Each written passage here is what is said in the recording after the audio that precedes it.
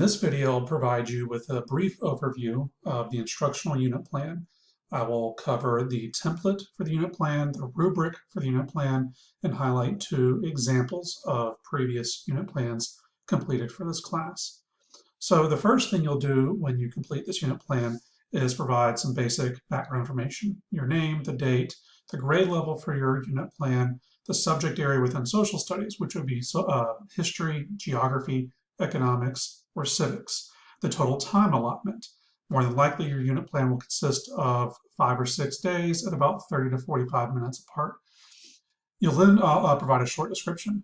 The next section is the rationale. So connect to your final exam paper, your big rationale for answering that question: what are you teaching for in the social studies? So how will this unit plan reflect that broader rationale for teaching? Following that, you'll address some standards. So you will include the Virginia Social Studies SOL standards, both content and skills. You'll also highlight the college, career, and civic life standard that aligns best with your unit plan. Additionally, you'll highlight an interdisciplinary SOL for mathematics, language arts, or science.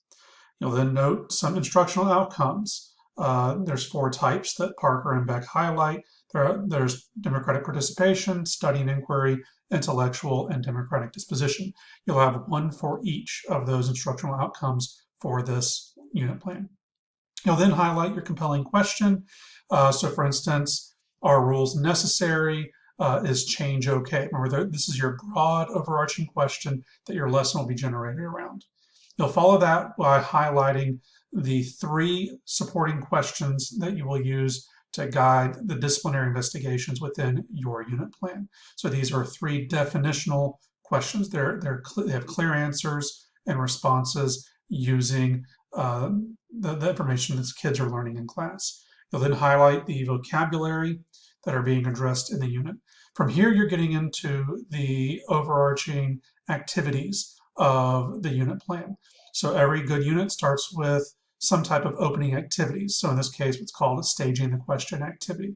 This should be a 5 to 10 minute activity that really gets students interested in wanting to learn about this lesson. This should not be a mini lecture or something that is disengaging for kids. So you should be doing probing questions or having them do a free write, do a scenario, a demonstration, read a book to them, something that helps them connect to larger problems through their personal connections and experiences.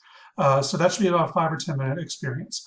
Following that, you'll have 3 supporting questions and associated activities and formative assessments. So this happens 3 times. I'm only going to highlight this 1 time, but you have your first supporting question, and you'll identify that here in this space.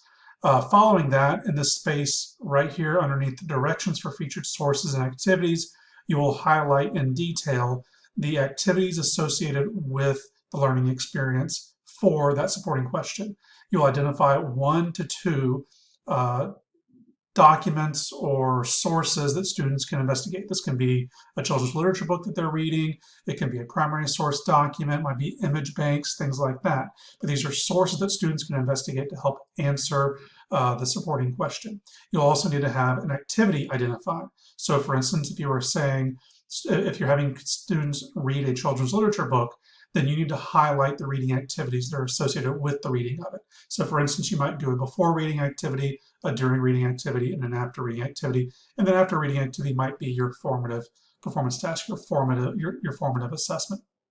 So after the activity that investigates the source, students conclude that supporting question by completing a formative assessment. Formative assessment is an ongoing assessment. It's a check-in on student learning. So at this point, it's something simple, something quick, 5 or 10 minutes that assess their learning. This could be a ticket out the door. It could be a brief discussion, turn to your partner and talk, doing a collaborative T-chart in the class. There's a wide range of formative assessments you can complete. But this formative assessment should allow students to show an answer, create an answer in response to the supporting question that's identified up here. So you'll do that 3 times. There's 3 supporting questions. So there's 3 featured sources and activities and 3 formative performance tasks. After students complete all 3 supporting questions and their associated tasks and assessments, you'll then move to your summative assessment. So this is your summative assessment section. You'll have 2 assessments that you generate. One should be done individually, one could be done collaboratively. These can be the exact same assessment. It's just that as you as a teacher need to have the opportunity to determine how you're going to assess your student to make changes in the moment. So this is not an assessment where students complete one and then they complete the other. So these are optional tasks. So just one has to be individual, one has to be collaborative, and you as a teacher would determine which one that students would do when you get to that point, when it's time to summatively assess their learning. After that, you are generating a taking informed action. So this is where students apply the abstract learning they did in the whole lesson through the staging the question activity, the 3 supporting questions, and the summative assessment. All of that is abstract learning, thinking about the learning and the question within the context of the content. Taking informed action extends the learning into real-world context and real-world problems. It has them address real-world issues that are going on, either in their classroom, in the home, the school, and the community. And this format of understanding, assessing, acting, it's a culminating event. So understanding, they're building a basic understanding of what they need to know. Assessing is where they're determining what direction they want to go with their action, and the act is where they actually take action on a real world problem. Finally, you'll conclude with a reflection, and this reflection should be at least a half-page, single-spaced. It's in-depth reflection for action. It's open-ended in nature. Be honest and be critical about your progress and your development of this lesson. So then there's also the lesson plan rubric. Almost every single section in the unit plan is covered in this unit plan rubric.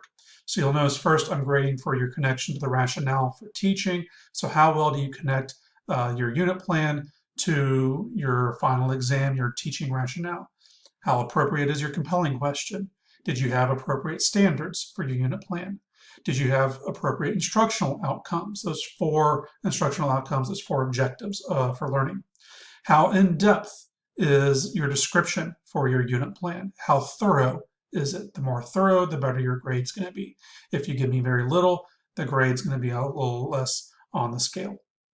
Also, then I grade on the individual sections. So the quality of your staging the question activity, the supporting questions collectively, how appropriate and effective were the featured sources collectively across all 3 supporting questions, how effective were the activities. And remember, we have to separate out the sources from the activities. The sources are one thing. Those primary sources, those images, those children's literature books, the videos, those are your sources. The activities are the ways in which you are using those sources. And I grade those holistically, all 3 of them. Then you're graded on all 3 formative performance tasks, those formative assessments, and then you're graded on the 2 summative assessments.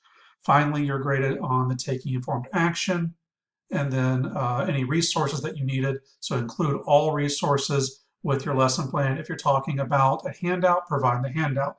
If you're talking about a presentation, include the presentation.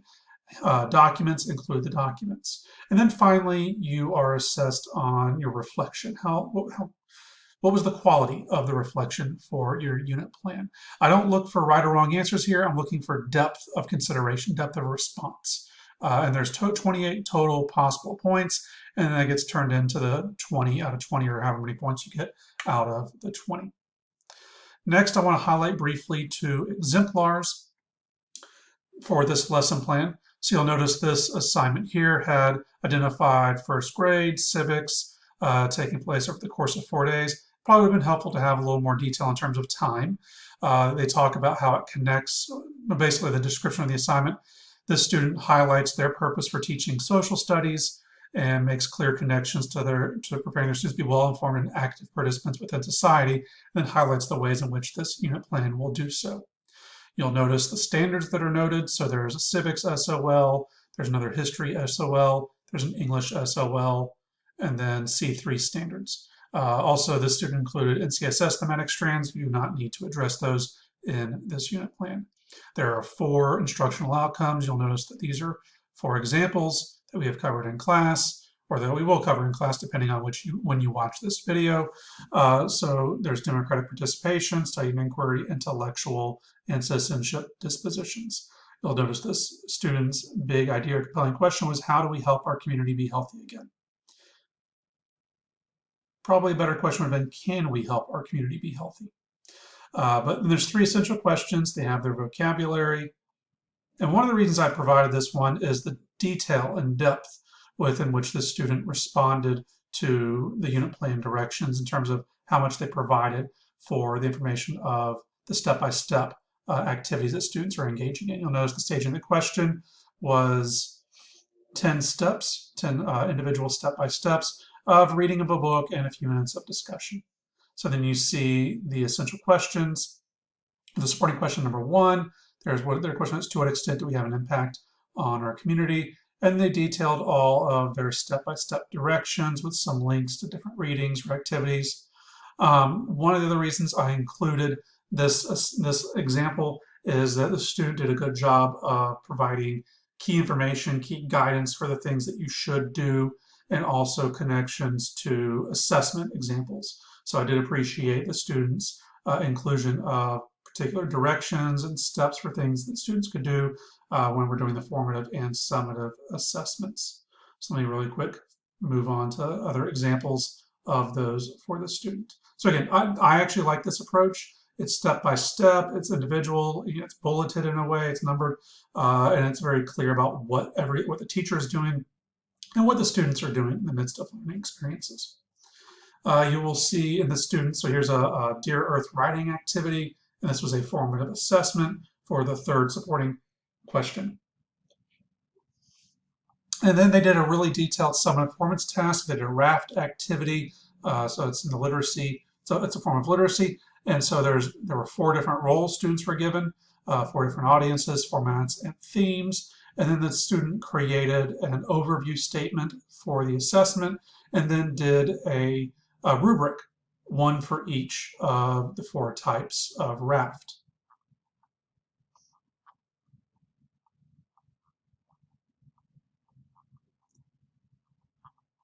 Then you'll also notice at the end, the student provided their taking informed action of what they were doing. They had students doing a family meeting and creating a family action plan as to how to be more environmentally friendly in their home. And then you had a reflection, which was about a page in length. It's pretty good in depth. And that was the end of that one. This student went a little more in depth. I did appreciate this component, and a lot of students have taken on this framework of mapping out a day by day. Here's what's going on in the time allotment. Again, the student didn't provide time, but that's fine. I did appreciate the day by day consideration. Whereas the previous student did a bulleted point, numbering out step by step, this student took a more holistic narrative approach to providing information about the lesson. One of the reasons I include this is just the depth within which they go into their lesson plan. You'll notice the question they're answering is, are maps still important? You'll notice that question is open-ended, it's argumentative, there's no right or wrong answer to that question. And they make some clear connections to their rationale. Again, you see the standards. And I want to highlight again the depth. So you'll notice here the student provides a basic overview of what's going on day 1. There's some staging of the question, all of the activities and scenarios, and all of the day 1 procedures. There's the introduction, a very lengthy narrative of all the associated activities. This is probably the most in-depth lesson plan I've received in about 15 years in higher education in terms of just the narrative depth and consideration and exploration of what students are doing and what the teacher is doing. You can tell the student took a lot of thinking with this. And anytime you see a little a bold-faced section right here, like follow along sheet or map walk log, those are actually attachments that the student provided separate from this lesson plan, which I did not provide with this. It would have been a lot more in depth and lengthier to provide all those handouts, but it shows you the depth of consideration this student did in terms of providing and creating their lesson plan. One thing you'll notice is, they did provide some directions embedded into here, but most of their stuff for activities and handouts were separate from this unit plan. Again, there's a couple of different ways in which you can go about creating this unit plan. You can do the bullets, you can do the long narratives, whichever one works for you works for me, as long as you're responding to each one of the sections in an appropriate manner. I hope this video has helped you, and good luck on creating your unit plan for this class.